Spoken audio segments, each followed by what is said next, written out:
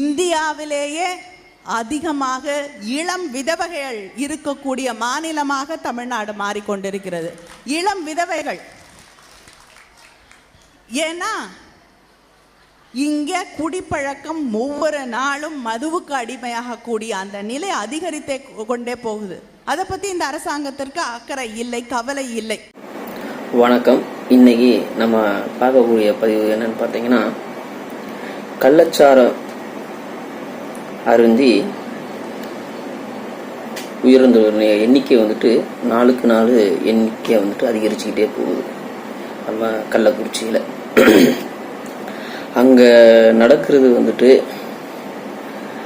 அரசியலுடைய மெத்தன போக்கா, இல்லை காவல்துறையினுடைய சரியான கையாடல் இல்லாததுனால, அதாவது காவல்துறை அங்கே சரியாக செயல்படாததாலையா அப்படின்னு ரெண்டு விதமான கொஸ்டின் எல்லாருமே எழுப்பப்படுறாங்க. நான் என்ன கேட்குறேன், எதுக்கு நீங்கள் அரசு மேலே இப்படி பழிய தூக்கி போடுறீங்க? அரசு மேலே நீங்கள் பழிய தூக்கி போடலாமா? அரசு கையாளத்தனத்தை நீங்கள் இப்படி தோலுரிச்சு காட்டலாமா? அவன் கள்ளச்சாராயம் விற்கிறவன் முதல்ல போலீஸுக்கு தெரியாமல் அரசுக்கு தெரியாமல் விற்றுக்கிட்டு இருந்தான். இப்போ போலீஸுக்கு கமிஷன் கொடுத்துக்கிட்டு கவர்மெண்டில் அரசியல்வாதிகளுக்கு வேணுங்கும் போது காசுகளை கொடுத்துக்கிட்டு அவன் முதல்ல இல்லீகலாக நடத்திட்டு இருந்ததை இப்போ லீகலாக நடத்திக்கிட்டு இருக்கான். அரசு மதுபானம் சொல்லிட்டு கடை போட்டு விற்கிறான். இவன் கடை போட்டு விற்காம ஊருக்குள்ள யாருக்கும் தெரியாத மாதிரி, ஆனால் தெரிஞ்சும் யாருக்கும் தெரியாத மாதிரி ஊருக்குள்ள உள்ள ஒரு மக்களுக்கு பூரா சப்ளை பண்ணிக்கிட்டு இருக்கோம். ரெண்டுமே ஒன்று தான். இதுவும் கவர்மெண்ட்டோடைய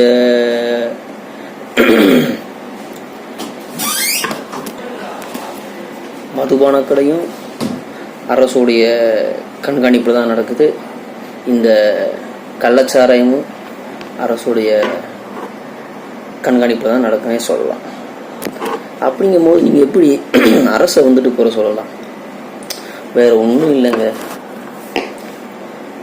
சிவகாசியில் பட்டாசு வெடித்து உயிரிழந்த குடும்பத்துக்கு நாங்கள் 1 லட்ச ரூபா தான் கொடுப்போம். புரியுதுங்களா? ஒரு பட்டாசு தொழிலாளி இறந்தாங்க அப்படின்னா அவங்களுக்கு அரசு 1 லட்சமோ 2 லட்சமோ தான் நிவாரணம் கொடுப்பாங்க. ஆனால் அதே இது ஒரு கள்ளச்சாராயம் குடிச்சு இவ்வளோ காலமும் குடும்பத்துக்கு அங்கே உள்ள குடும்பத்தில் உள்ள ஃபேமிலியில் கஷ்டப்படுத்திக்கிட்டு இருப்பாங்க. குடிச்சிட்டு சுற்றி உள்ளவங்களுக்கு அதிகமான பிரச்சனை கொடுத்துருப்பாங்க.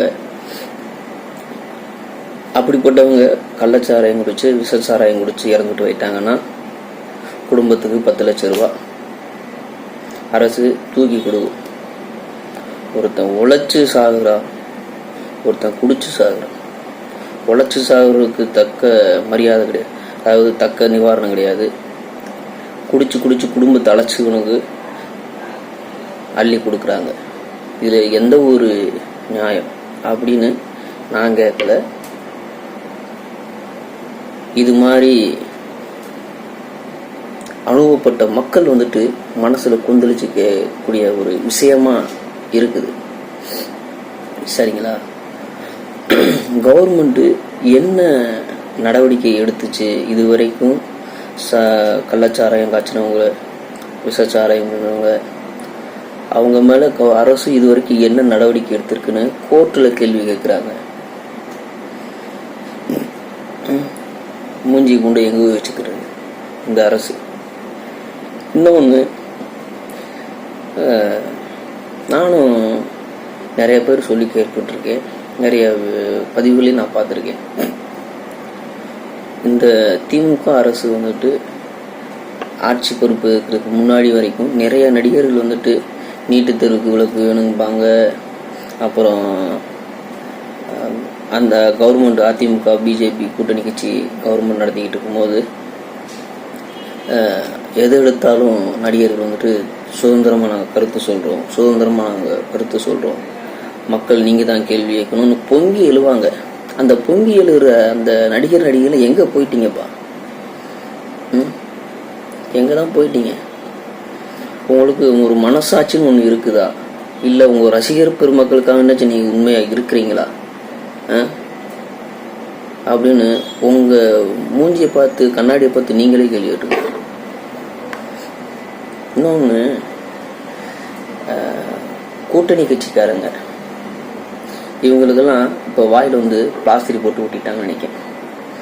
ஏன் அப்படின்னா, இதுக்கு முன்னாடி இந்த கவர்மெண்ட்டு ஒரு சின்ன தப்பு பண்ணாலும் பொங்கி எழுந்து வந்த நீங்கள் இப்போ உங்களால் ஏன் பொங்க முடியல?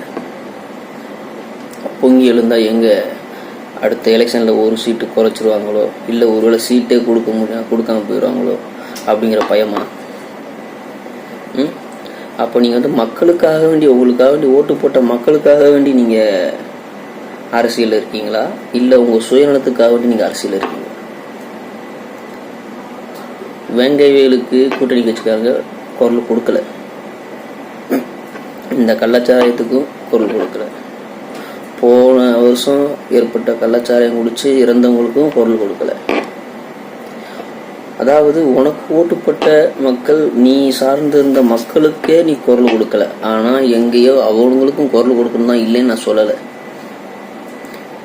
மணிப்பூரில் நடந்த ஒரு பிரச்சனைக்கு குரல் கொடுக்குற நீங்கள் இங்கே இருக்கும் போது இங்கே நடக்கிற பிரச்சனைக்கு ஏன் குரல் கொடுக்க மாட்டேங்கிறீங்க? எல்லா மக்களும் ஒன்று தானே. அடுத்த ஸ்டேட்டு மக்கள் மட்டும் ஏற்படக்கூடிய பிரச்சனையை அவங்களால எதிர்த்து கேள்வி கேட்க முடியுது, இங்கே நடக்கிற பிரச்சனைக்கு உங்களால் எதிர்த்து கேள்வி கேட்க முடியல. அப்போ நீங்களாம் மனுஷங்களா? ஊரில் சொல்லுவாங்க, இதுக்கு நீ நாண்டுக்கிட்டு சாகலாம் அப்படின்னு ஒரு விஷயம் சொல்லுவாங்க. அப்படித்தான் இருக்குது இந்த விஷயம். இந்த திராவிட கட்சிகள் ஆட்சிக்கு வந்து மாறி மாறி வந்துட்டு சாராயங்களை அரசே ஊற்றி கொடுத்துக்கிட்டு இருக்கு.